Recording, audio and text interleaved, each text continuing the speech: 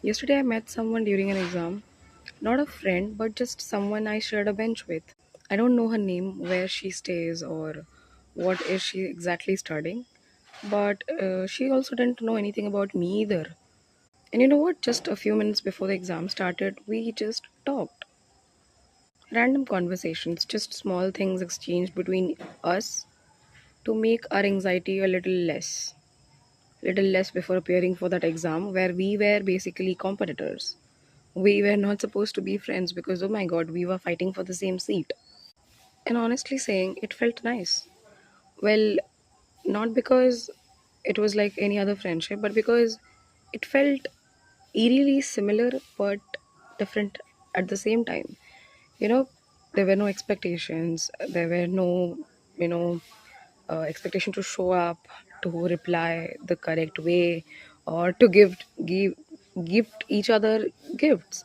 Because honestly saying, friendships these days are seeming more like transactions as compared to friendships. Because yeah, it's all transactional. You call, I call, you give me a gift, I'll return it back, things like that. Honestly saying, out of all of these normal friendships that they call, this felt very different. Like, this is something very unusual that the Gen Z is yet to give a term to. But trust me when I say this, it was nice talking to someone you're never going to meet. No expectations at all.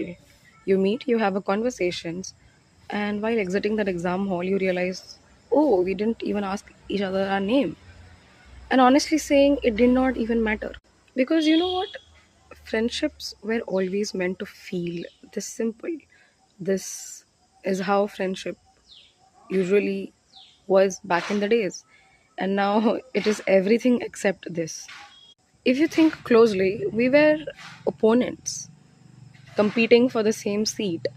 But it all did not matter in that point of time because we were busy giving each other a pen, offering water, having a conversation, soothing each other just before appearing a huge exam that is going to decide or make important decision of our lives.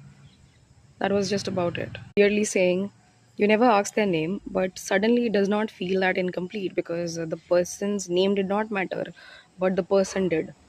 It was all about how two strangers shared a same bench, a bottle of water, and basically we were opponents, but we chose kindness over everything else. And trust me when I say this, it was more beautiful than any friendship ever could offer anyone in this world. And what do you call that friendship? Strange.